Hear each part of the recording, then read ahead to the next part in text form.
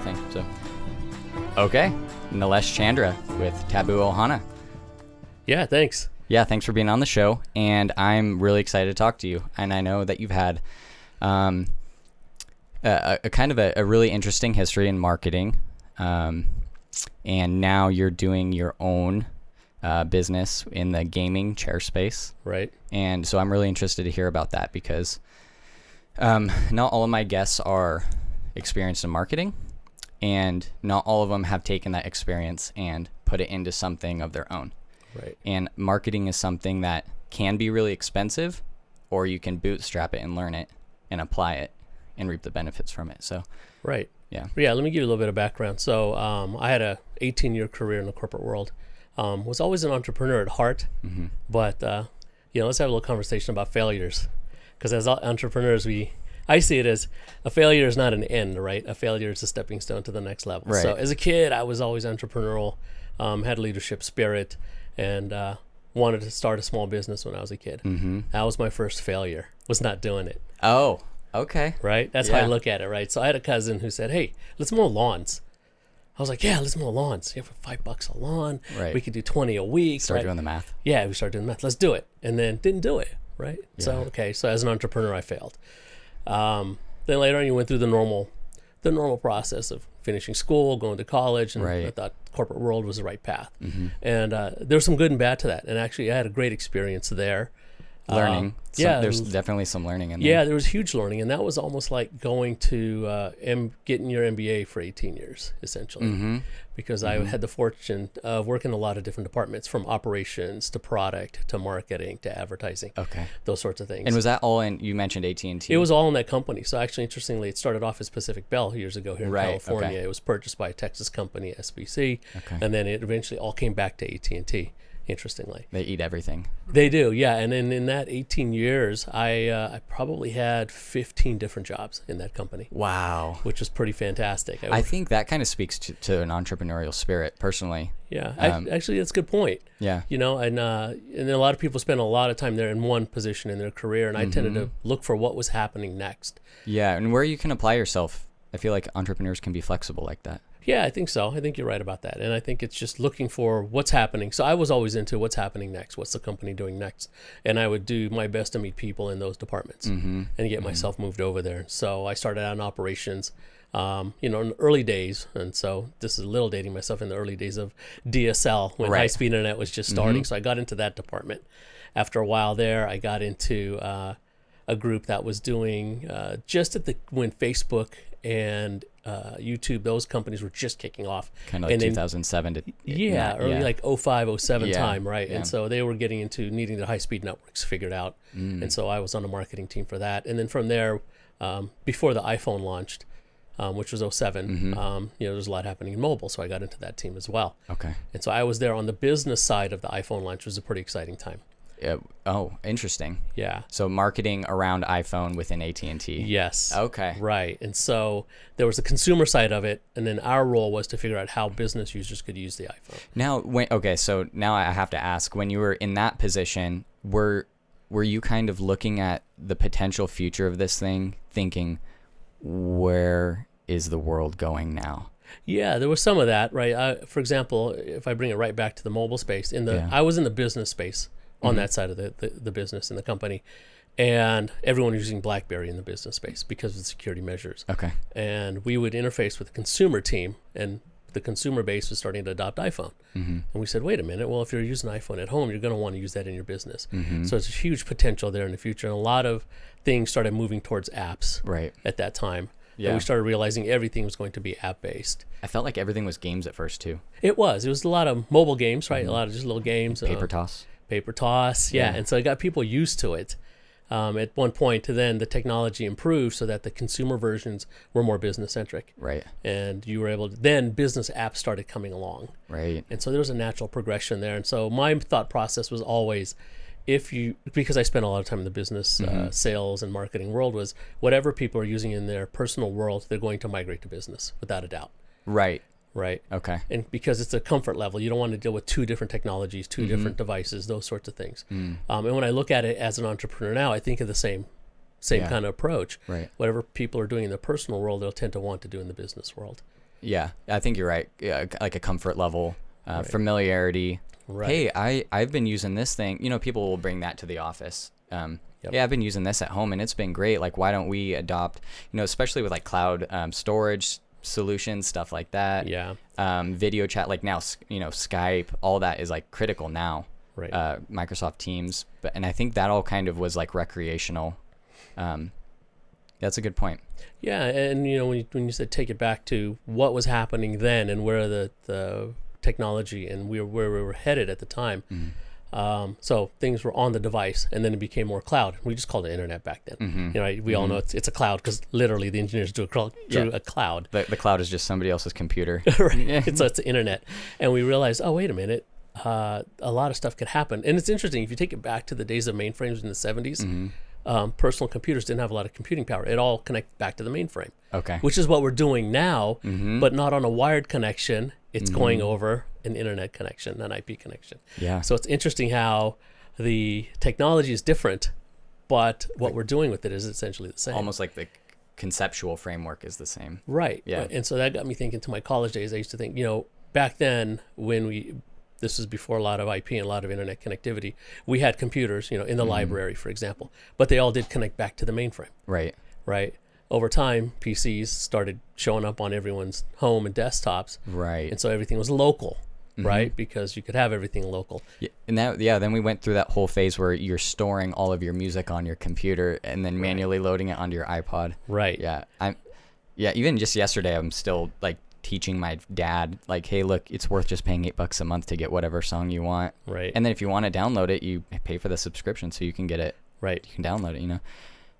So that's wonderful. That's a good setup, I think, in terms of your history at AT&T, kind of loading you up with knowledge and experience to kind of project into more like cut loose on entrepreneurship. Yeah, it did. And so let me tell you this. So it was a good career then, but I'd count that as probably a big failure number 2, which was staying there too long.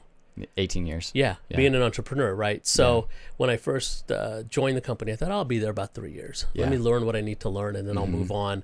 But, you know, as life goes, money's good, it's comfortable. Yeah, it's there. It's there. Yeah. So I got into that routine. But as time went on, I thought, you know, I really want to do something. I really want to do something different and something on my own. And so there was a good career there. So, you know, left from there. Took an exit package from there. Yeah. And went, what am I going to do now? At that point, I was already working on something. And so the company I have now is Täbū Ohana, Right. which is the gaming chair company. It was born out of a different idea, actually.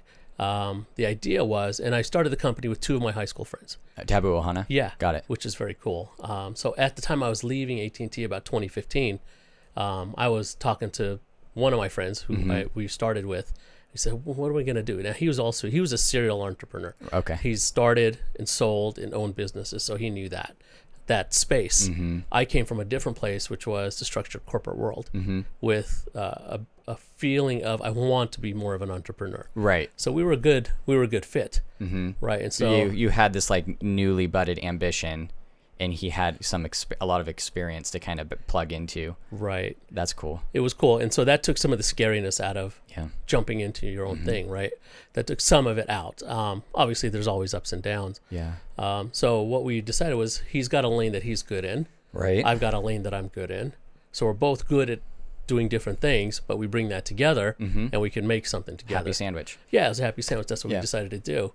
And the concept of the company was not to just create a company for profit. What we initially wanted to do was we wanted to do something and leave a legacy behind, right? So what could we do that we could create that could help people along the way, and we can make a little bit of money? All we care about is, you know, do we have something to eat? Do we have somewhere to live? Right. Can we hang out on the weekends? Yeah. Can we still be happy? Still be happy, right? Yeah. And so in the corporate world, like I said, it was good, but money became the happiness. And that was it. That was, you know, and so it becomes a situation where you're just showing up to work because that's what you have to do for that cha-ching to happen. And it worked great, right? Yeah, it's a very reliable system. It is, and I worked for some great bosses, and they were really good to me. And And so financially I did okay there.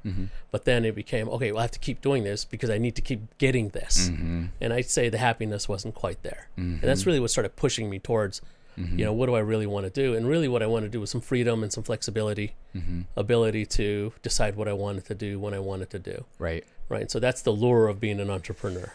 Absolutely. Yeah. For me, it was just, and I'm not going to keep it short, but just starting to have kids and thinking like, whoa, what do I really want my life to look like now if I'm going to be raising a family, and what limitations do I have now that, you know, and so then that starts getting real deep, because you're like, well, we do this once. We go through life once. Yeah, it's right. It's, you got one shot at it, right? Yeah. And so you should be happy as you go through it. Yeah. And it can be tough. So, and then happiness over time gets redefined for yourself. Yes. It does, right? Yeah. So over time, what makes you happy in your 20s, work-wise, career-wise, is different than what makes you happy in your 30s and 40s and beyond, right?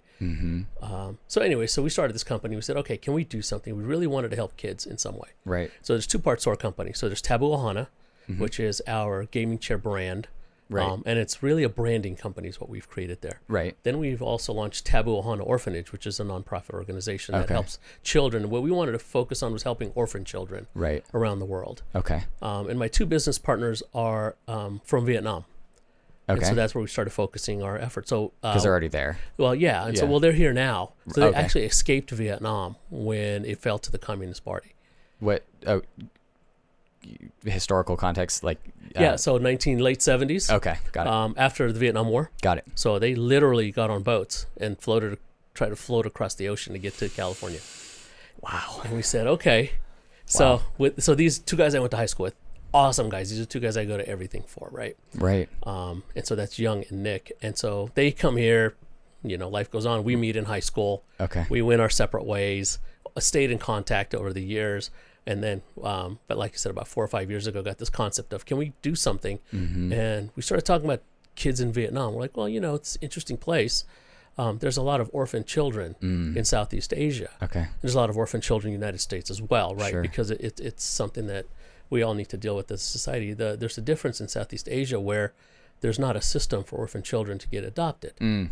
So if you're orphan, you just have to hope that somebody will take care of you. Right. You're just like always looking out the window, waiting for it to happen. There's no control there. There's no real much hope. Right. Yeah. And so, but here in the United States, there's some hope, even though the majority of children in foster care don't get adopted.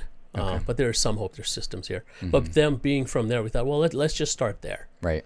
And so we thought, well, okay, maybe let's figure out a way to help 25 kids. That's what we were going to try to do. Yeah. And let's create a company that can create profit and then use that profit to pay our bills, but also help kids around the world. So that's when the actual charitable aspect kind of came first. It did come first. That's like establishing your why first, almost. That was our why. That was basically the mission of our company. Our mission of our company was to help orphan children around the world. We said, okay, how can we do that? Well, let's create a company. And let's find a business that we could be profitable in, that we can support that mission. That's really what we did. Right. And so when we got together, now getting into the gaming chair business was kind of by accident. Okay. We didn't know we were going to be in the gaming chair business. I feel like that happens to so many entrepreneurs. It really does, right? But the first step is, I want to be an entrepreneur. Right. The next step is, what's my why? Yeah. What's the mission? Yeah. And so we knew we were going to do something. And so we spent about a year just talking about, what is it that we could do? What is it we could do? I call that campfire talk. Yeah, it is. Yeah. It's good. It's Yeah. campfire talk. And so Young, who's my other business partner, he was in the furniture business at the time. He was repping a company. What happened to be at a trade show in Las Vegas. Oh. And the guy next to him had a huge booth, and he had chairs in his booth. And so, like all sorts of chairs? all sorts of chairs. Okay. He's a third-party manufacturer. He owns a factory. Got it. He's probably the third largest manmanufacturer of chairs in general. And so he would make chairs for a lot of white label. So brands that we see, store brands we see, made a lot of those. So he didn't have his own private label brand. And anyway, they struck up a conversation. A year later, we're meeting with him, and he wants to, and we've convinced him, hey, you should get into the gaming chair space. So now you have a manufacturer. We did, and that's the hardest part in this business. I was about to say, how would one even begin to... It's by luck. Yeah. It was just, and so before that Las Vegas trade show, we were talking about gaming chairs. Like, oh, this is an interesting space. We were talking a lot about esports, actually. And 4 years ago, this is when we were really talking about esports. Esports is going to be big. At some point, the viewership's going to take over live sports, like which it has. Twitch style. Twitch, exactly. Yeah. And so we were really researching into esports and what's going on in esports. And we said, well, we're not programmers, so we're not going to create a game. Right. Right. And so, as kids, we were gamers. We played. It's a different level of gaming now with online, but ours was primarily console-based and PC-based. Yeah. So we were gamers, and we said, there's something here. We didn't know what it was. We're like, The attention's there. The attention was definitely The there. audience is there. The audience was there. Yeah. And we said, okay, well, we're not going to create software. Right. It's just not our lane. Yeah. Well, what are we good at? Well, we're good at marketing. We understand retail. We understand manufacturing. So we started that conversation. What falls in that Venn diagram? And we noticed, hey, everyone's sitting in chairs.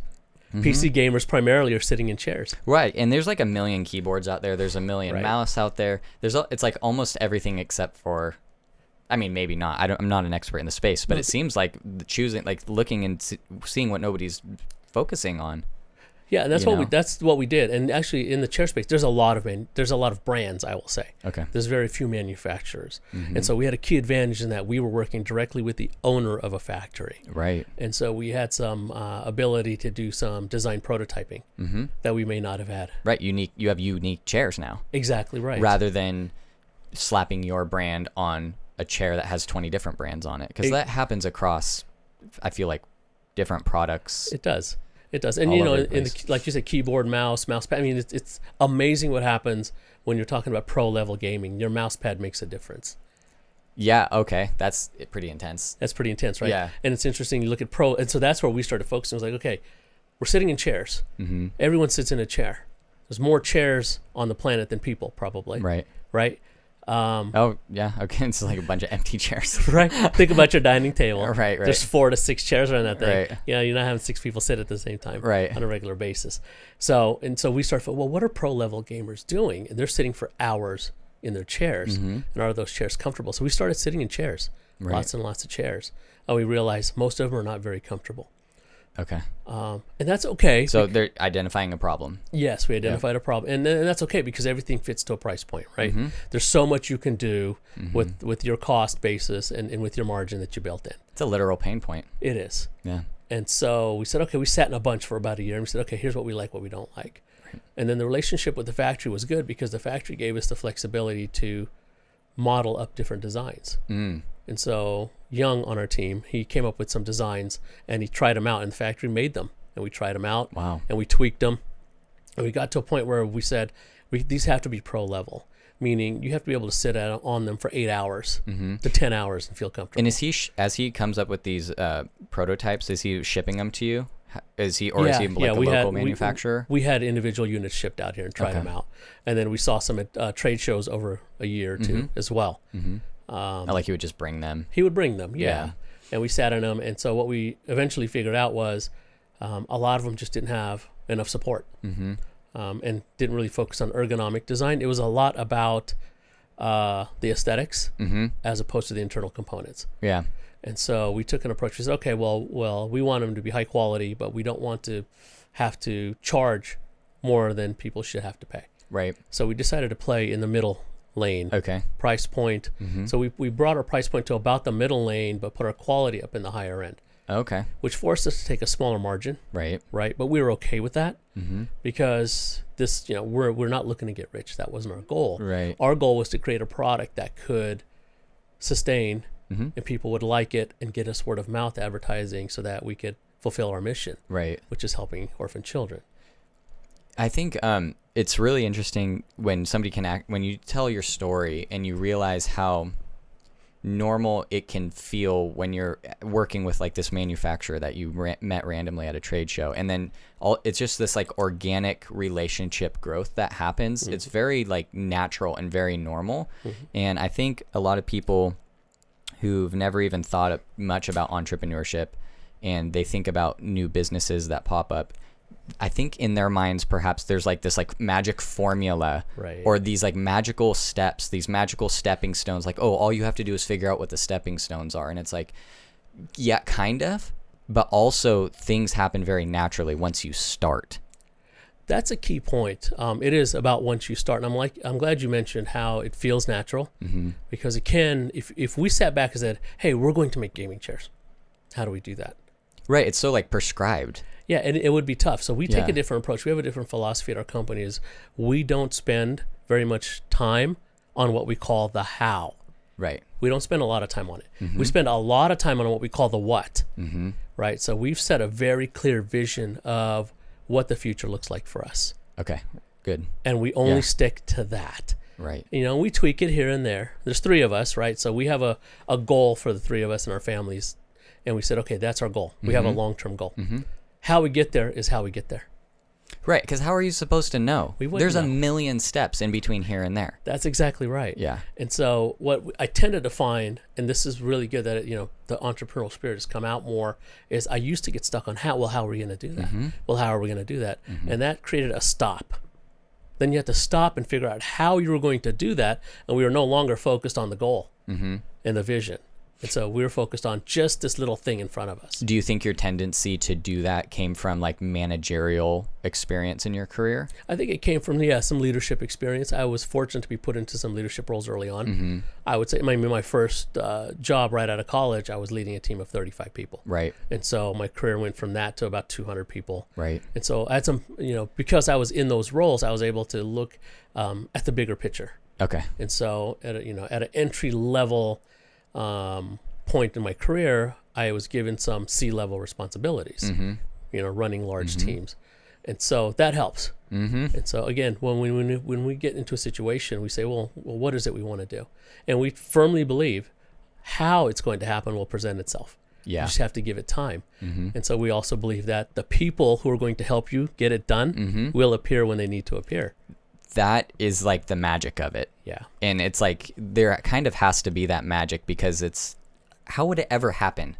Right. Yeah. So a part of that magic is soaking it up. Right. So being open to opportunities and saying yes to things and trying them. And I think, that's the scary part for people when they realize I'm going to have to make decisions on the fly. Yeah. And I'm going to have to field these circumstances as they happen.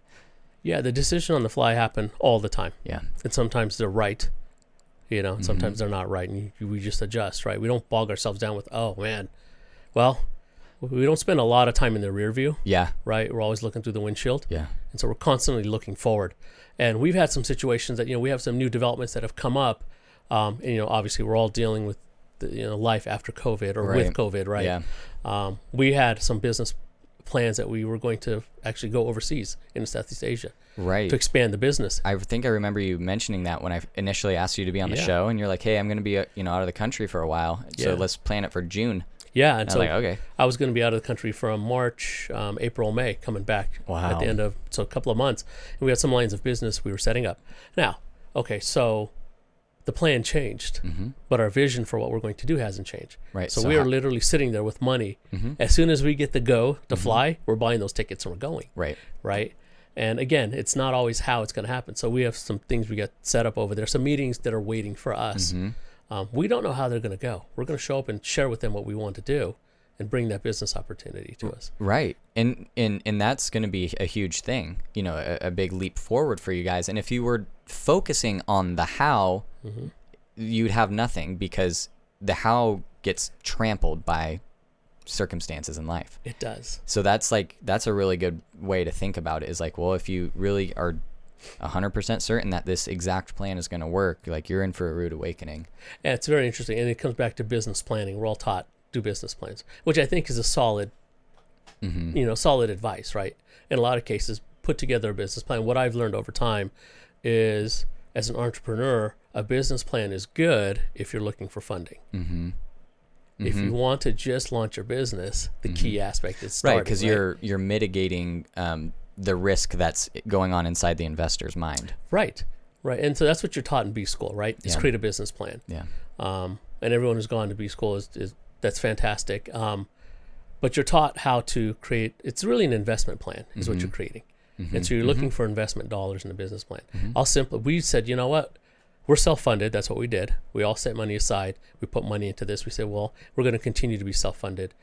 And so what's our business plan? We said, okay, well, we like to keep things simple. And we find ourselves occasionally we'll slip back into, well, how are we going to do that? We come up with new lines of business. We go, how are we going to do that? We stop ourselves. Don't worry about how it's going to happen. Just be clear on what we're going to do, and how it's going to happen will present itself. We have to keep our eyes open to the periphery. Yeah. Right. Not just here, but always this way. Right. Because somebody's going to step into that vision and say, oh, I'll help you get that done. That's probably one of the biggest strengths that I bring to the table for what we do is like, I'm always observing people, and observing what people say and kind of like how they interact with things. And, we make a lot of adjustments. Yeah, you make a lot of adjustments. So our business plan, I'll share with you literally three things. We got the whiteboard and we said, okay, what's our business plan? We said, okay, first, we want to be able to conduct our business from anywhere as long as there's an internet connection. Right. That's number one. Right. Okay. Which means we could be anywhere. Let's not play tetherball. Right. Don't need a physical office location. Yeah. And if we want to spend doing business from an island, okay, as long as we've got an internet connection. Right. So that's one. Number two was to not own any overhead, which was an important aspect for us. We're not looking to own buildings. Or we're not looking to. So we said, okay, there's what I said, people who come into your life who can help you get your business done. And so there are people who are helping us along the way. The factory, the warehouse, the distribution. That's all for us. It's done by other people. And so we realized, okay, it's going to cost us more to run a business that way. Right. But it gives us a level of freedom that we wanted. Right. Right. Yeah. You don't have to attend, because if you didn't have number two be that, it would be contradictory to number one. Of course, because it would tie us down. Yeah. So we're not tethered. So it gives us a level of freedom, right? And, because we don't want to manage a warehouse. Yeah. We don't want to manage a factory. It's things that we didn't want to do. So it's a whole nother business. It is. We said, so stay clear to our vision, right? And so that's what we did. And third was direct ownership. Okay. And so that's what we did. So it's three. So it all comes back to autonomy and decision making, really. Because what we said was, because if we build our business plan around those three things, we can deliver on our mission, which is help kids around the world. Right. How are you supposed to do that if you're managing a warehouse? Exactly. Yeah. Yeah. Or if someone's telling us how to run the business. Yeah. Right. True. Yeah. I mean, because then the whole thing changes. It's, well, if you're, thinking about orphans, like that's not conducive to our bottom line as the investor. Right. Yeah. And that's okay. And, there's parts of running a business where it might make sense to bring in investors to do certain things. Right. Right. But our core business is not. Yeah. Right. And so we really do focus on figuring out ways to help these orphans. Let me give a little bit more insight into how we really got into where we are now with helping orphan children, particularly in Vietnam. So we're starting in Vietnam. My business partners have a history there, that breaks down the language barrier. So we said, okay, there's a lot of kids there. I mean, a lot of kids there. If they get orphaned, they're literally on the street, or they have to find an orphanage that will take them in. Right. So that's like best case scenario. Best case scenario. Generally. Yeah. And so we said, okay, we're going to help these kids. But what we're also going to do is, once we know we're firmly established in helping these kids, we want to find people who could take lead in other countries as well. Because the way we see it is, it's a little philosophical. We say, there's people in those countries who could solve the problems we're trying to solve. Right. So can we do something to help those people solve the problems the world's trying to solve? Right. And so it's just our idea, but that doesn't mean we have to be the only implementers. Well, sure. And if they were given an opportunity, could they do something that we haven't thought of? Sure. So we call, if you will, the golden child. There's an old movie, right? And so we say that kid's out there somewhere. That kid's out there. So let's see if we can find a way to give opportunity to people. I love the abundance mindset. That's exactly right. That it's there. We always believe it's there. Yeah. And so that's what we said. Can we help some kids, get them through, being orphans? Can we get them education? Can we get them some safety and security? Can we help them so that one of those kids one day is going to solve the health problems we're trying to solve? One of those kids one day is going to solve the economic and global and climate problems we're trying to solve. That's how we see it. You can't do great things without an optimism that they're actually going to happen. And that's what we believe. So you're right. It's that infinite mindset, right? Yeah. We always believe in all the decisions we make. The answer's out there. It's going to work, right? And it's natural to fall back when things get tough, right? And there's always issues with businesses: cash flow, overhead, costs, just general stress. Just general stress, which is not conducive to making continued good decisions. Yeah, right. And so what we say is, that stuff's going to happen, but we know we're on the right path, and we know that it's going to happen and it's going to work, and that's what we continually push for. And so we started off with the goal of, let's see if we didn't know. We're like, well, how are we going to help kids over there? We just said, okay, well, let's figure out a way. Let's figure out a way to help 25 kids. Yeah. By happenstance, I was at a Auburn Chamber of Commerce ribbon cutting, and I was sitting next to who was at the time a board member. Okay. And we were having a lunch, and he says, hey, I haven't seen you in a while. What are you up to? And I said, oh, hey, started this company, and we're really focusing on helping kids, orphans. And so in particular, we're trying to figure out a way. And again, this is just keeping focused on our vision, and the people you need are going to walk into that vision, right? Right. And I said to him, we're trying to figure out a way to help kids in Vietnam. He says, really? I said, yeah. He says, I traveled to Vietnam a lot. I said, yeah. He goes, yeah, I'm on the board of a group that has a number of orphanages, and we help 850 kids. Would you like to work with us? I'm in. That's what we said, right? We're like, wait, we went from 25 to 800 to 850. Oh, yeah. In 850 in a 15-minute conversation over lunch, simply because I was sharing what we were trying to do, and that's part of it. So part of the vision is always talking about what you're trying to accomplish. That's yeah. And we believe that human beings, have a tendency to want to help. Yep. We believe it. So right, we believe most people are good. Yeah, like especially when people can feel on board with something. Yeah. Yeah. And so it was just a conversation. I didn't know that he did this. Right. It's out of the blue. Just out of the blue. Yeah. Just like the meeting with the owner of the factory for the chairs. Right. Just out of the blue. We just a conversation about what we're trying to do. And so his name is Ken. And so Ken says, I'd like you to meet the board members. So we had a meeting with their board members. And they taught us about what they do. And so there's like, I think 9 or 10 orphanages that we're helping with them to help. So, and that was part of our trip. We were going to go over there and set up some more fundraising efforts. Right. So all of a sudden, all this work kind of doesn't necessarily have to happen. I mean, you still have to do work. Yeah. But it's like, well, instead of starting at 0, we're starting at 850. Yeah. And that's exactly what happened. happened. Wow, that's a good starting point. So we thought when we sat down, we said, okay, let's give ourselves a couple of years to build this up. Let's start with 25 kids. And our goal would be to double each time. We said that'll probably take a couple of years to get a couple of hundred kids on board, or finding some way to support them with education. We were at we were in this conversation of helping 850 about a month in. It's interesting because you might consider the goal setting of 25, helping 25 as part of the how. So like, I don't know, let's get a step 1. Let's get a proof of concept. Right. And it's kind of like, sure, good, try. Right. But, you might run into 800, like an opportunity to help 800. Right. So it's almost like more of a mindset thing and an openness thing. And the understanding that, so if you set the goal at 25, what effort are you putting out specifically that's aimed around that goal? Right. Right. But if you had a goal of like 10,000, right, how are you going to change your strategy? Right. And that would have changed. So when we set that goal of 25, we really literally looked at each other and said, how are we going to do that? And we said, we don't know.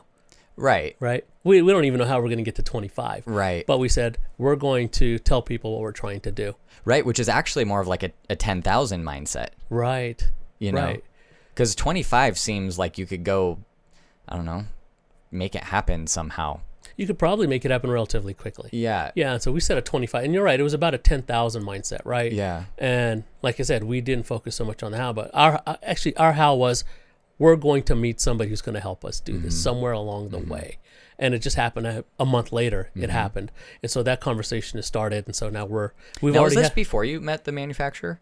It was after. After. Okay. So we were already in the chair business. Right. Okay. So our product has been in market about a year. So we launched May of 2019. Okay. Prior to that, it was a year of R&D and just testing the product that was coming out of the factory. So back it up 3 years. A year prior to that was a lot of research and what was going on in the space. Right. So now you're about 3 years deep. 3 years deep into the actual chair business. The year prior to that, 4 years back, was when we said esports is going to be big. Right. Let's figure out some way to be a part of it. No, that was a smart outlook, I think. Yes. And so it got us to here. So the product has been in market for a year. And do you have one chair, or do you have? We have 3 models. Oh, okay. And so that's something else we learned, was a lot of the manufacturers, or the brands, if you will, they had one chair in different colorways: red, green, blue, and that became the trend because they set the trend. Right. And we realized, well, wait a minute, It reminds me of like Amazon style buying. It really was. Yeah. Well, because a lot of them were selling on Amazon. Yeah. So what you would find is multiple brands, Mm-hmm. same product. Yeah. Different logo stitched on it. Different logo stitched on it. Yeah. And in the Amazon games, if you play, you just have to price yourself 1 penny below the next competitor and pop yourself up to the top, right? Mm-hmm. And so we looked at it and we said, well, actually, we said, well, how does clothing work? We kind of looked at other industries, like clothing, kind of small, medium, large. Mm-hmm. Okay, let's make chairs that are small, medium, large. That increased our manufacturing cost, Right. but it was the right decision because we wanted to appeal to people based on what they needed, not based on what we made. Do you have a bestseller?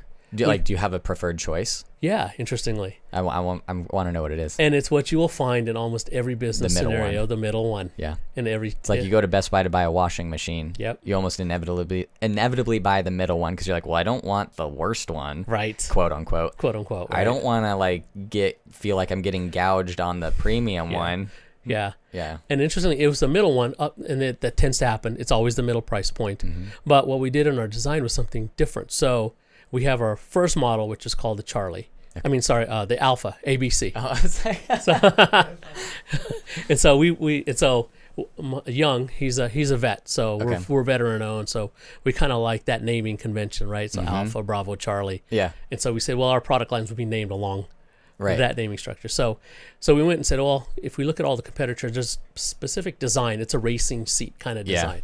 We said, well, can we improve upon that? Which we did. Yeah. We made sure all of our product was steel tubed, welded, robot stitched, all that sort of stuff. That's cool. And we put extra thick padding in it, which is something you'll start to notice after a while. I didn't really notice until now. I sit in the chest like, oh, okay. Well, Yeah. No, these like that's cheapos. cool. I could sit here for about 15 minutes before I start going, where's my chair? Yeah. And it's a funny thing. It's chairs. We sit on them all the time. I can see like you at your kitchen table with your coffee in the morning in a gaming chair. So, when I'm at home working on my computer, it's in the gaming chair. Yeah. And it's funny if you think about it, right? And it plays in the office space too, because gamers, if they're sitting on PC gamers, are sitting there for hours. Mm-hmm. So they're going to pick something that's comfortable. And that's why we focus on the pro level. So anyway, so Alpha is the first model. Mm-hmm. It's very similar in style to what's out there in the market, although it's more sturdily built Mm-hmm. and has more cushioning. Okay. So is this your cheapest option? It is the cheapest option. Okay. And so we built it for what we'll call a small, medium, and large. So that's the small. The small. Yeah. It's a little tighter around the sides. Right. Right. And so we'd say, if you're about up to 150, 170 pounds, it's probably a good fit for Right. you. Yeah. Then we said, well, let's build one for the middle-sized person. Yeah. Somebody who's like Just- 6 foot. Yeah, let's say you're 150 to 225 pounds or something. I'm just Yeah. picking out numbers. Yeah. But we took that, so we made it a little wider on the sides. But then we increased the cushioning 50%. Yeah. You're totally designing it around your buyer. That's what we did. Yeah. And then what we call the Charlie, which is actually a bigger model than both of those. Mm-hmm. And that has double the cushioning of the first model. Whoa. So if you're into the 300-pound range, 250 plus, Got you're going to be able support. to sit in it. Yeah. And the goal was for you to sit properly, ergonomically, for 8 hours plus in the right chair.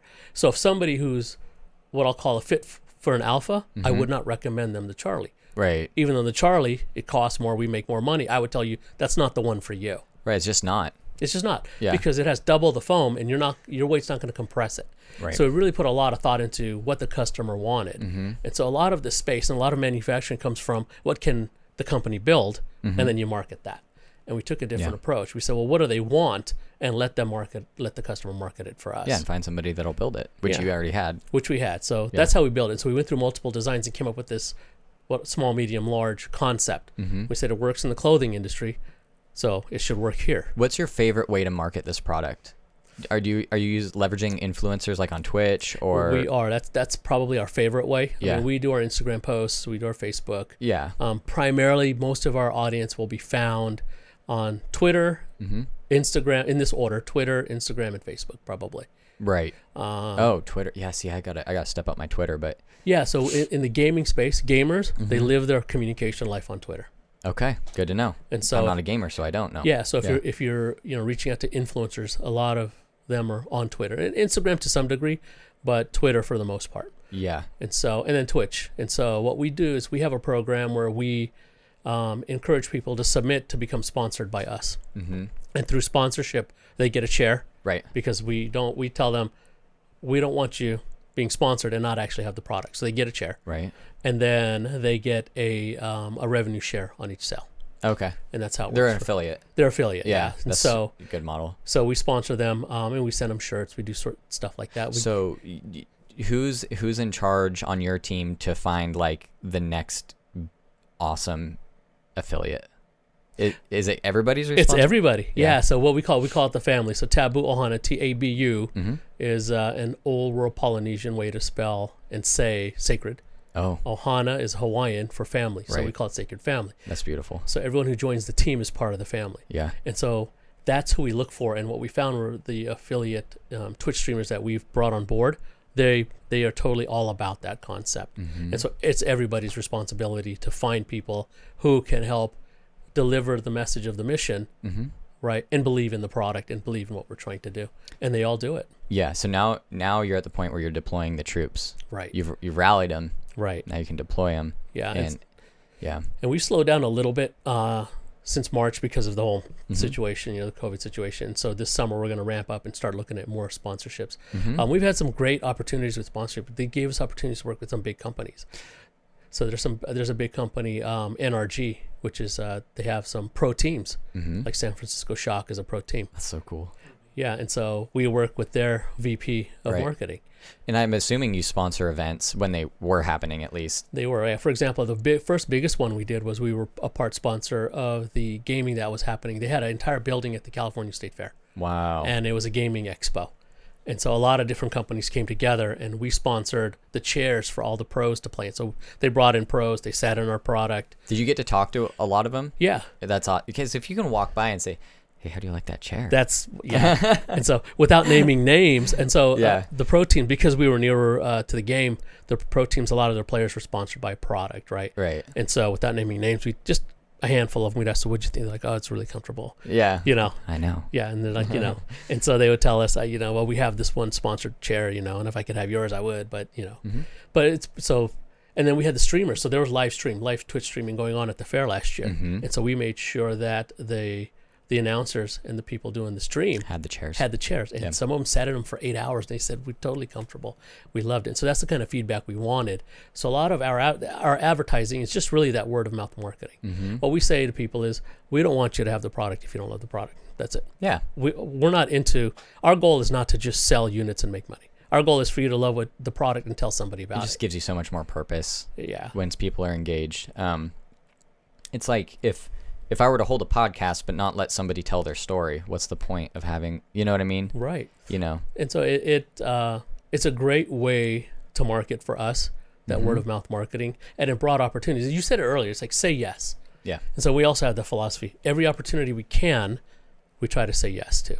And it doesn't matter if it's a big event like the State Fair where, well, you never know. Right. You never know. Or a small event. We got asked to come down to the Fresno Fair one time. As we literally threw chairs on the back of my SUV and drove down there. Hey, that might be a really good idea. There's nothing to do in Fresno, so everybody's playing video games. Right. Which is, interestingly though, they have a big fair down there, and there's an Ice Cube concert and a bunch of a bunch of big stars at concerts. So we did that, and then through just saying yes, we were presented with an opportunity when the NBA All-Star game was happening. And so our contact over at San Francisco Shock says, hey, there's something happening at NBA All-Stars. We're hosting a gaming tournament with them. Would you guys like to send your chairs over? Yeah. We're like, yeah. When do you need them? On this day. So we shipped them some chairs. Yeah. And it was really cool. There was photos of some of the NBA All-Star players sitting on our chair. Yeah. And we ended up on the front page of ESPN. Wasn't that pretty cool? And it's just because we said, yeah, we'll do it. Cool. Yeah. Yeah. And so...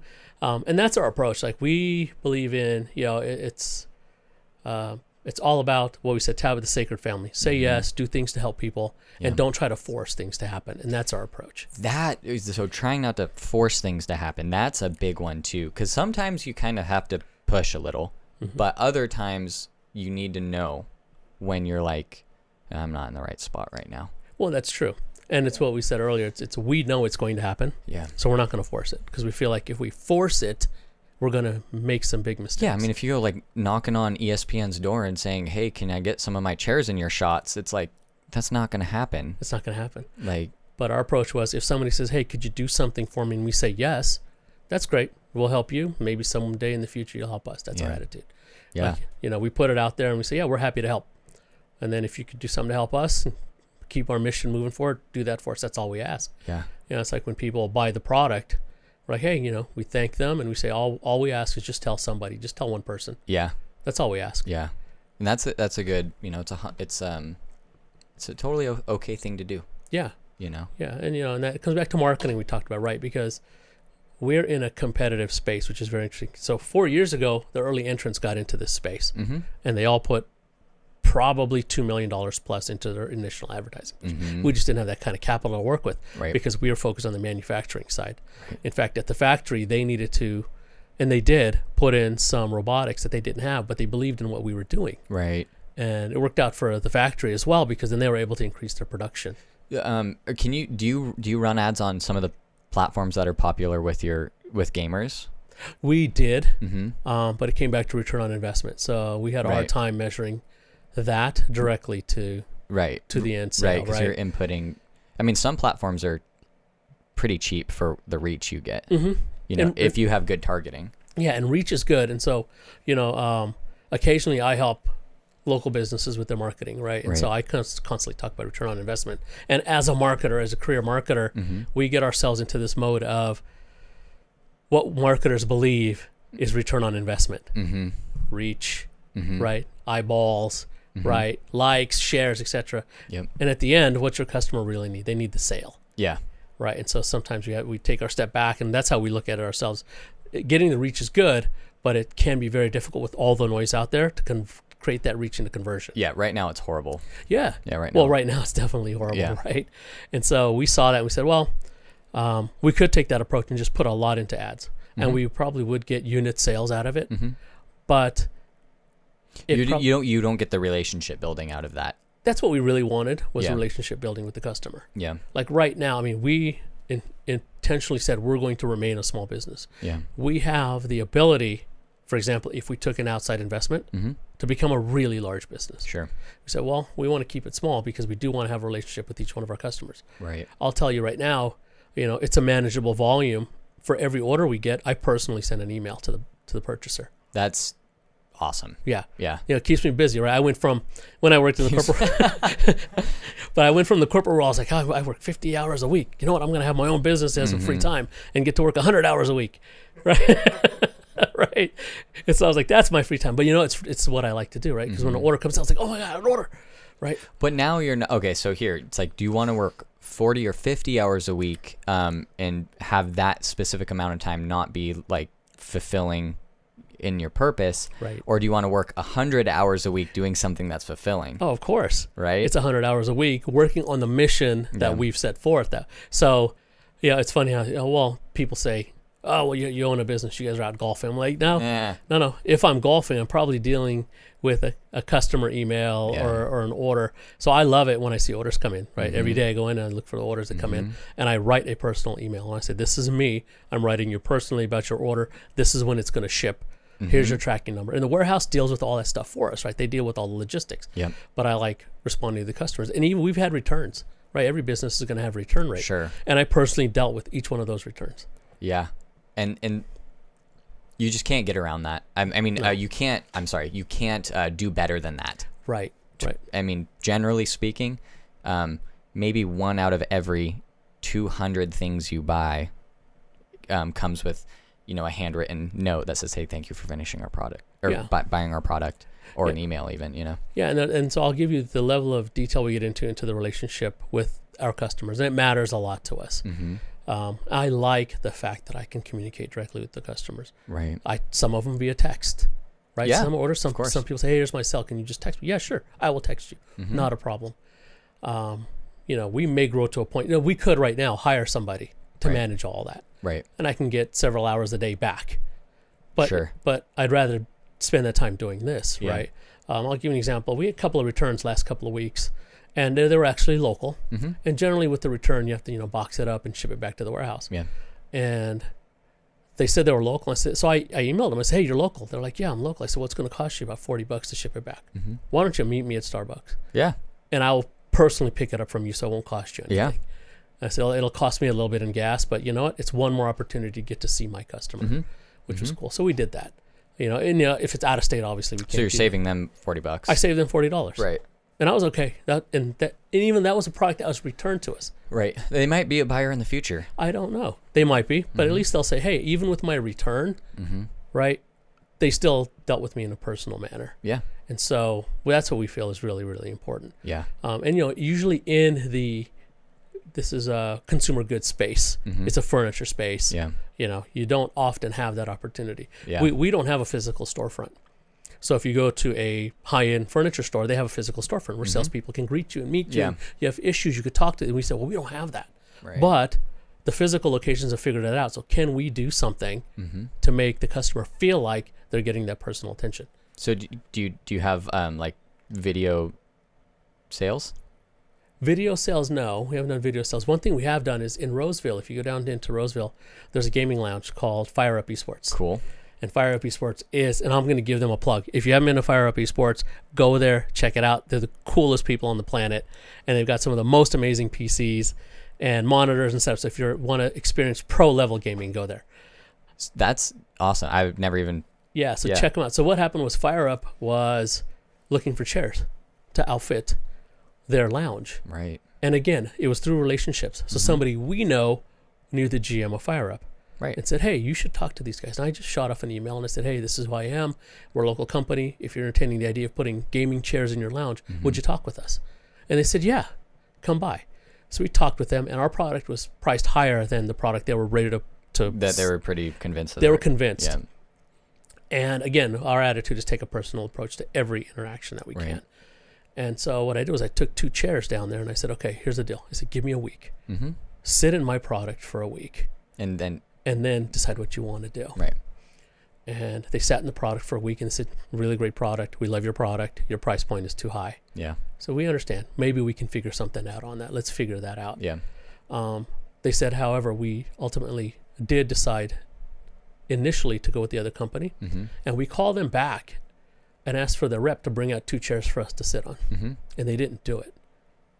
And they said, because you did, we're going to go with you guys. Let's figure out the price point. That's it. And so we outfitted their whole lounge. Yep. Just because we were there. And we went there. And during their construction phase, we would show up and say, how's construction going? Check it. So that's why I gave them the plug, because they're a great group of people. And they are really our first big customer, if you will. Well, and just if you're not receptive in this day and age to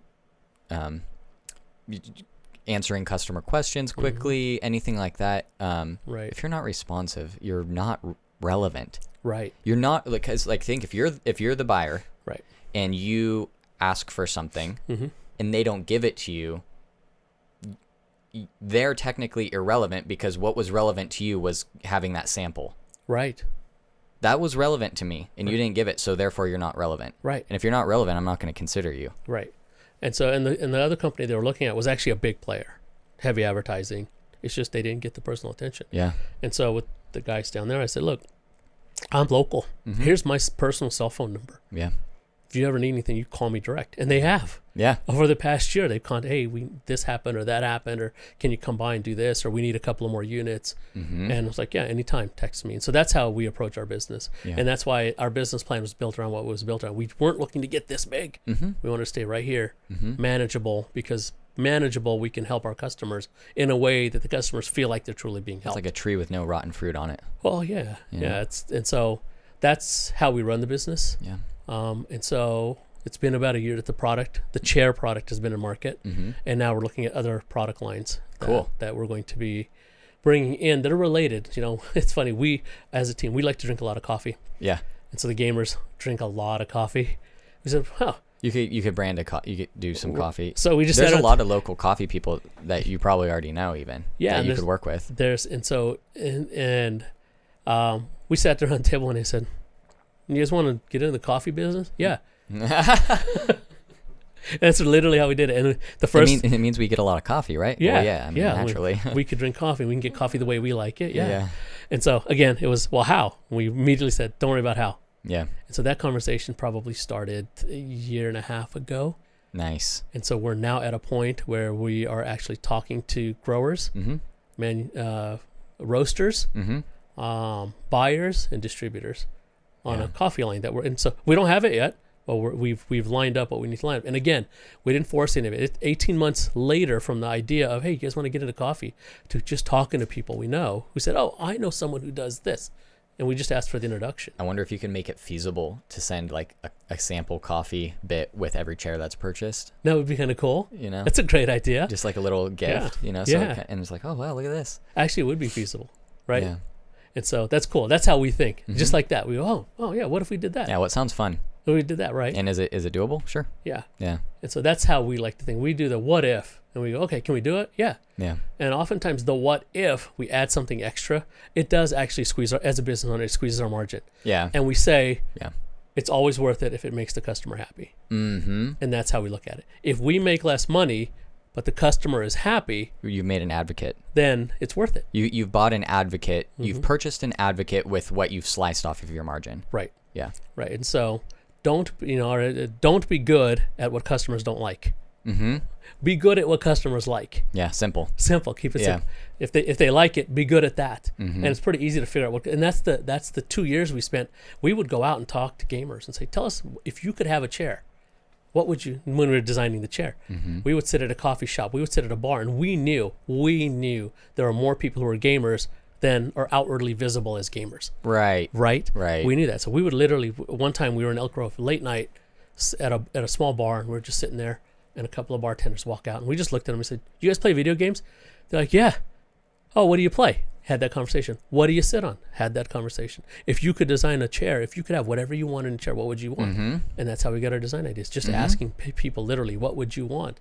And so that was the design for what people want. Hey, that's a practical application for an abundance mindset, is that the ideas are out there. They are out there. You know? Yeah. You don't, just because you're the one who's pushing the idea forward, running the business, that doesn't mean that you have to be the source of every idea.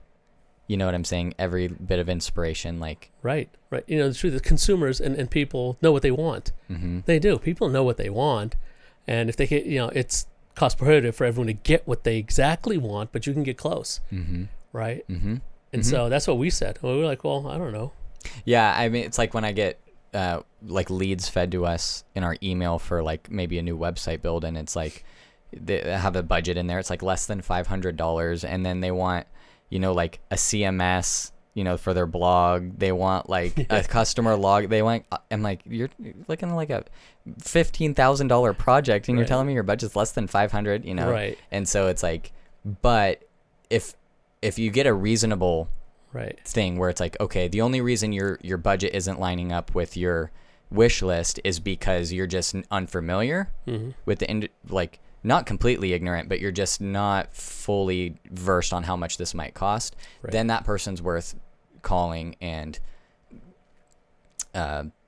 saying, hey, look, you might be at this budget, but I think if you really want everything on your wish list, we can make it happen. It's just going to cost you a little bit more than you thought it might. Yeah, and it's bringing it back to what they really want. So a lot of times people get fixed on features. Yeah.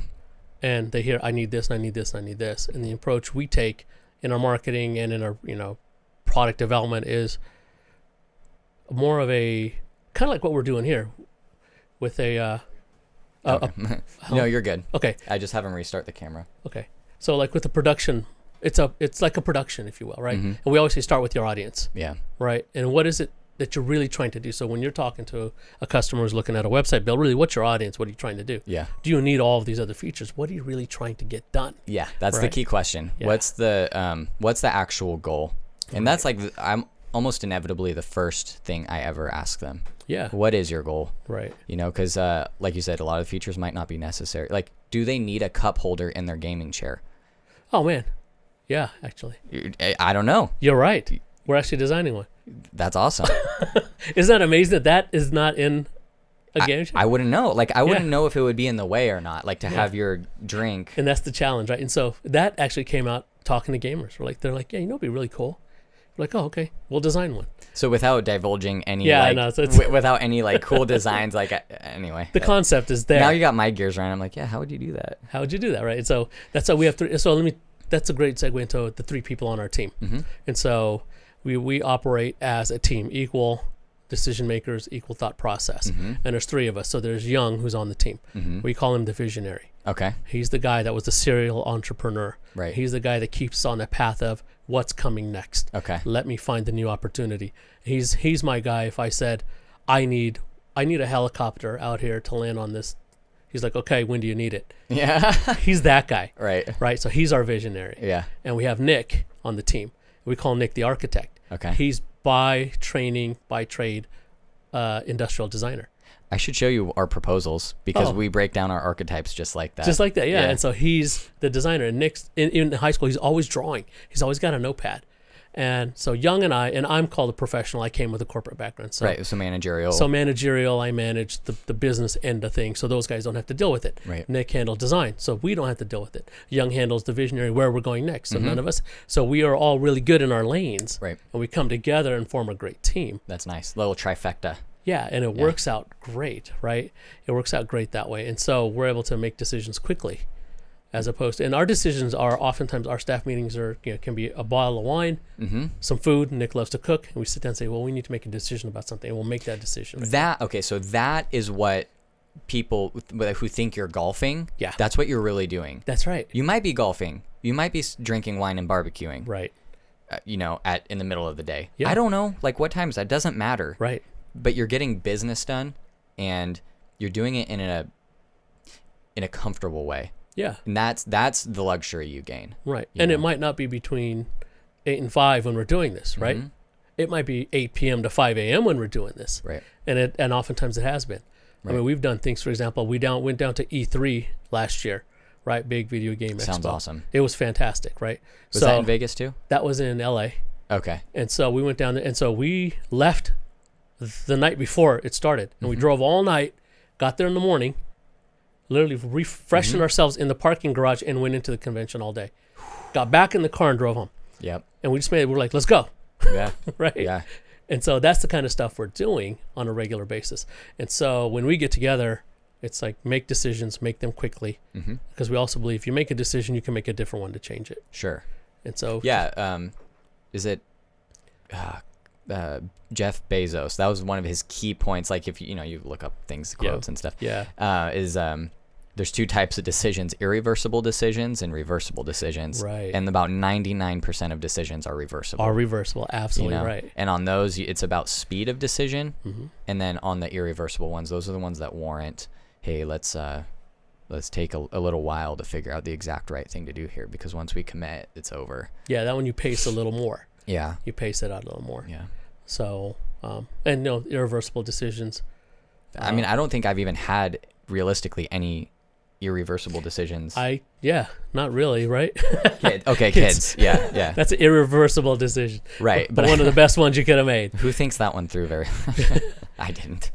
So and so that actually touches upon what I meant earlier on failures, right? As business owners, we have a hard time.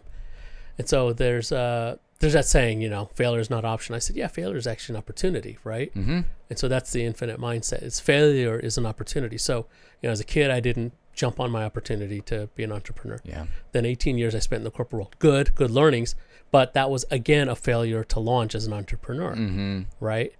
Then I went and worked for another company, a small corp. I said, let me go work for a small company and see how I would like that. That's so funny. I remember going through the same stuff. Hey, I'm going to work for this, and then, well, what if I downsize to a medium company? What if I downsize to a small company? And I went through all of that like rapidly in my early 20s. Right. And I'm only 28 now. Right. And so it's weird because you could look, if I put together a resume, for example, you'd be like, wait, how old are you? It's like, I'm 28. I've just tried a lot of stuff in the past 10 years, Right. And so, I went to the small company, and again, I'll call that a failure, right? It's like, okay, I didn't stay there. Right. And you're not afraid to call things failures. Oh, no, absolutely not. I call them failure because every time something failed, it led to something bigger and better. Yeah. That's how I saw it. Yeah. And then after working at that small corporation, I went and started with another partner, a production company. Yeah. And that one failed. Yeah. Right. Didn't work out. Let's just call it that. Didn't work out the way we thought it was going to work out. I mean, it's hard. The semantics get weird because people hear failed and they're like, oh, well, nothing worked. No, it doesn't mean nothing worked. It just means like we decided to not do that anymore. That's exactly what happened, right? That one didn't happen. And then, but I had this company, Täbū Ohana, with the guys that we were sort of developing the whole way. Right. And so because all that stuff was finally pushed to the side, we were able to focus all of our attention on this new company. And that must be a wonderful feeling. That was. Yeah. Yeah, and so it was funny. Young says to me one day, he says, I was wondering when you were going to finally come around. He goes, I was going to say something to you, but eventually he says, I saw it, but I was wondering when you were going to finally come around. And so we committed, 100%. What do you think that took from you from a personal inner... maybe there's a little bit of fear. Maybe there's just a little bit of... that's probably a main one. Maybe discomfort.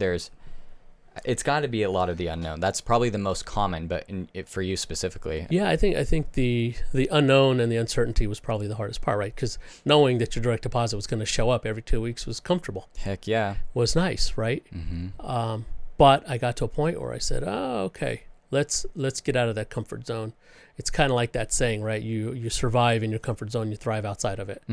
And fortunately, my wife is very supportive of that. And she says, you have to go do it. Right. Because you can't look back one day and wish you would have done it. So without getting too obviously personal and detailed, was there some sort of structure that you could put in place to help build a landing pad, or like was your wife working? So yeah, that's, you know what I mean? That was the biggest difference. My wife has got a full-time career. Right. So it might have just been, or maybe for you or anybody else in that circumstance might be, okay, maybe we just have to adjust our lifestyle. And that's exactly what we did. Yeah. Yeah. And so the lifestyle adjustment was at first like, whoa. Then it was, oh, this is much easier than we thought it was going to be. Right. And again, it came back to the philosophy of what we're doing on the company as a team. As a team, we said we don't need a lot to be happy. Right. Right. And so we just make sure we practice that in our personal life as well. Yeah. And so there's ways to be happy without making... So how much happy are you? Like, you can't quantify that, but it's like... Oh, my God. Yeah, it's the happiness is off the charts, really. Yeah. I say to my wife all the time, I said, what do you think? Should I go back to, corporate? That's it. I said, because I know I could probably land something. And she's like, there's no way. She's like, you're way happier. I can tell. She's way happier Yeah. right now. She goes, there's no way. She goes, you would be unlivable if you She's went like, back. my vote's for you to stay because I like happy, Nalesh. She likes this person Yeah. better than the person that she lived with for 18 years prior, right? And she says, you can't go back because you'd be unlivable. Oh, I mean, I know, like, the support from your spouse. Yeah. And especially when they acknowledge that you're happier and they see it and they actually want that for you more than anything else. Right. You're like, oh, now we're unstoppable. And then with the context of seeing you at your low points, so for me, it was like my first couple jobs were just like, I was like installing satellite television and alarm systems. And it was like, okay, I came home so grumpy and mad all the time. Right. And I was living with it because it was like the best thing I could do at 20 years old, or, given the context and everything. And now it's like, my wife knows. So there's no going back. Right. In terms of choosing to do things that make you happy or choosing to do things that don't make you happy. That was a key difference, I would say. And, in those careers, a lot of people are happy in those careers. I have lots of friends and colleagues who do things that I used to do, and they're very happy. Right. And they've chosen their path for happiness, right? And like you said, so now I've chosen a different path since it's been 5 years since I've been in the, quote unquote, that corporate world. And so my path for happiness is very different. Right. And so I'm going to stick to that path. Right. But again, anything can change too, right? Sure. But like I said, the three of us on the company, and we are all supported by the people who are around us, right? They're like, you keep doing this. And we said, we have a vision. We're going to stick to what we want out of life. And how we get there is how we get there. Right. But we're going to get there. That's almost makes it more fun, though. Yeah. Right? Yeah. I don't know. What's the best part about going on a hike on a new trail that you've never been on? It's like the fact that you haven't seen it yet. Exactly. Exactly. And coming from, traditionally trained to always know what was going to happen next. Yeah. Because it was all about business plans. It was all about and it was forecasting. So getting into that mindset of not having that was a little uncomfortable. But I'm fully very much there now, right? But it speaks more to who you are, is what I'm understand about you. Yeah, it's probably always been there. Right. That's what you're saying. Yeah. Yeah. In other words, like, you had an 18-year career that, you killed it. You did good. You learned it, did it. Right. But that doesn't mean it speaks to your heart. Yeah. And like you said, you're 28. I'm a little bit older than you. So my partners and I, we said, how much time do we have left? what do we want to do at that time?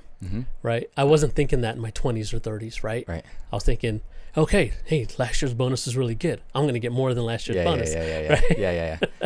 And so we look at it, we go, okay, how much time do we have left? And that, we're still relatively young if you look at it that way. Gary Vee would be like, you're a baby. You ever see any of his stuff? Oh, yeah, all the time. He's like, you're 98, start. Yeah, sorry. It's never too late to become what you're meant to be, right? Yeah. And so that's how we look at it. So what can we do with the time we have left? And most important for us, and it's a quote that I say, it comes from the Dalai Lama, which is, our prime purpose in this life is to help others. And if you can't help them, at least don't hurt them. Right. That's what we're working on. So we have this much time left to help others. Get on it. Yeah. Because at the end, and we have this conversation all the time. We talk to other business owners in lots of different fields. Just through conversation, we meet people all the time, and they have investors, and we're like, wow, you bought a Lamborghini. Right. Very cool. We don't want that. We have no intention of buying the Lamborghini. Well, it's like, how did you buy the Lambo? It's like, well, with other people's money. Even if it's with their own money. Right. We said, okay, that's cool. That's their happiness. Sure. We said, well, what do we want? Well, the three of us literally said, we want to sit on the beach. Yeah. Go fishing. Doesn't take a lot of money to do that. Eat fresh fruits and vegetables. Yeah. We don't need a whole lot of money. So let's build a company. Nice. Yeah. Let's build a company that can support that lifestyle. That's it, literally. That's life vision. That's it. Yeah. That's our lifestyle. Yeah. Like, we don't care if we don't have $100,000, whatever, car. Yeah. We have to have somewhere to live. We have kids. We got to make sure that everyone's taken care of. But let's get those basic necessities taken care of. And beyond that, we literally just want to sit on the beach and go fishing and eat fruit and vegetables.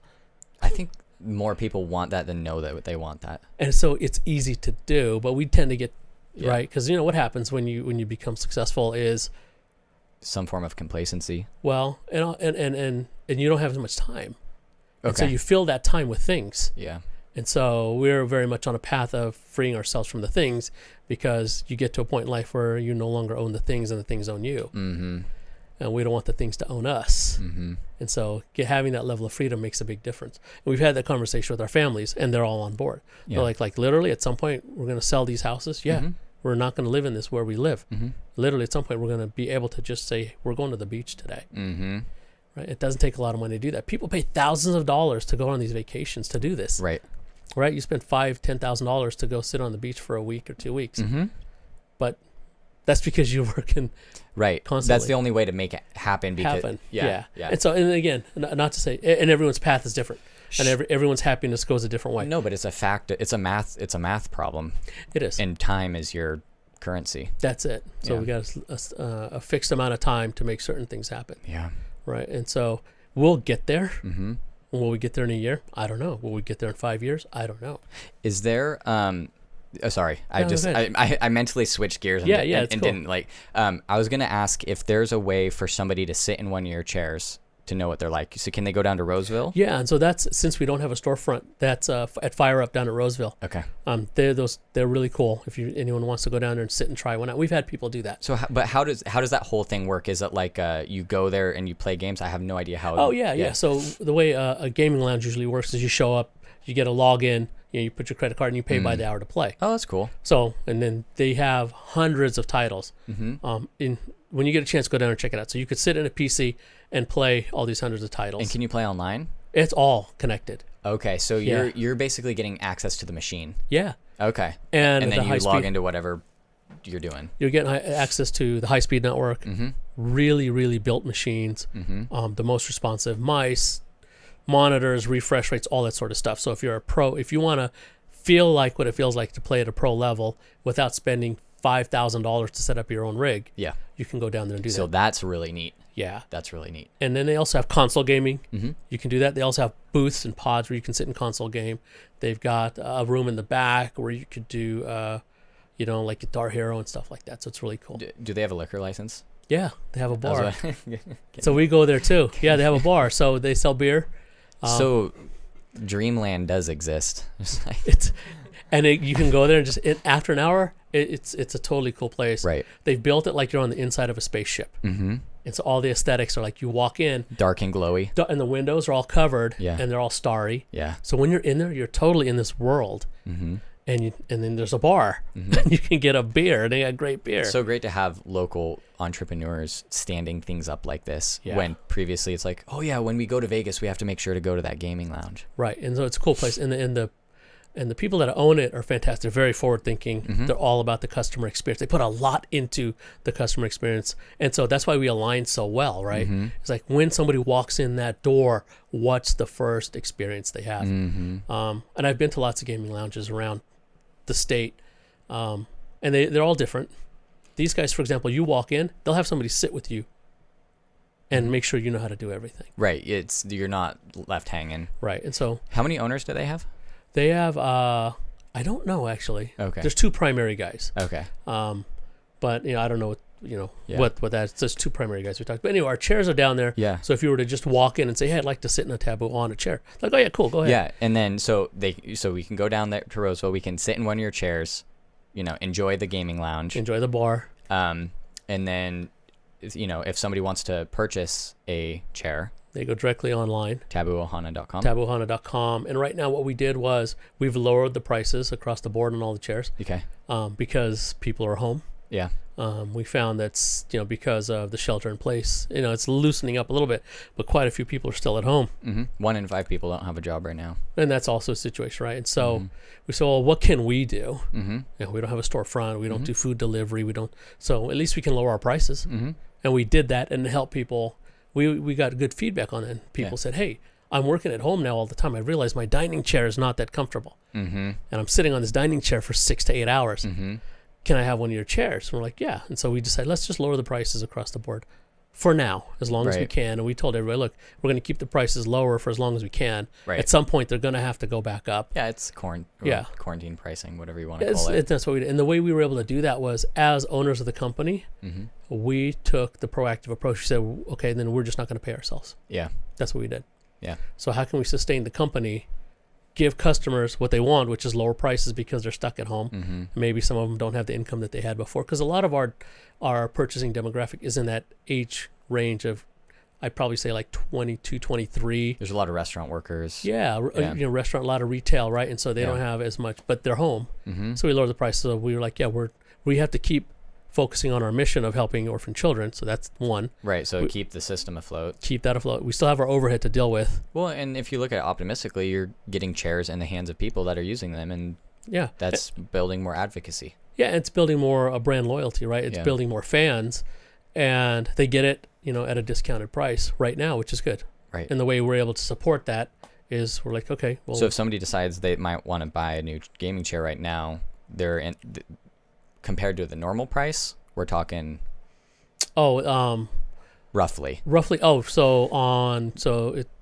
The discount ranges from 100 off the Alpha to 170 off. Hey, that's solid. The top end. So it's probably about a 25 to 30% discount. Wow. That we took on off the price, and it just helps people get the product. That's what we really want. Of course. And like I said, and so we personally said, well, we'll just not get paid, and that's okay with us. Yeah. So we it's a temporary event. It's a temporary event. We'll just not get paid. We have enough to survive, which is cool, and we can pass what we would have gotten as income from the company as a discount. Right. To the buyer. And it's, people have been pretty happy with it. Yeah. And so that's awesome, man. And again, it's coming back to just having a good relationship with the customers. Your customer base. And not everyone's happy. It's just part of business, right? Yeah. I mean, I had a difficult return that came back, and I handled it, personally. Right. And, every business has some return requirements, and the customer wasn't happy with some of the return requirements, but we figured it out. We worked it out. And in the end, I personally went and picked up the product from that person. Yeah. Yeah. And so, it doesn't always work out with everybody, but we wanted to say, hey, can we just do something? So even with people who end up not having the product, did you still have a good experience at least? Yeah. Not only did you end up without the product and not pleased and dissatisfied with the customer service. Right. It's like, okay, well, at least they cared about trying to help me. Yeah, and that's what it was. Yeah, and so we did, and that's what it came down to. So, like I said, in the quarantine time, so what can we do to show that we care that people are stuck at home? Well, we just lowered the price. It's a good time to purchase.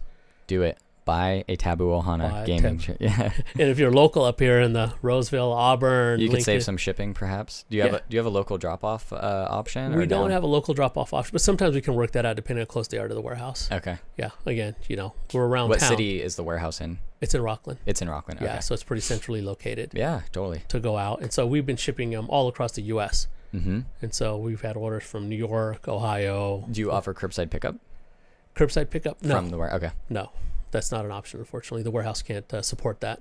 Sure. But everything ships out. Cool. Yeah, Awesome. and it's pretty, flat rate shipping. So we worked that out too. Awesome, man. In the end, Well, I really appreciate you coming on the show.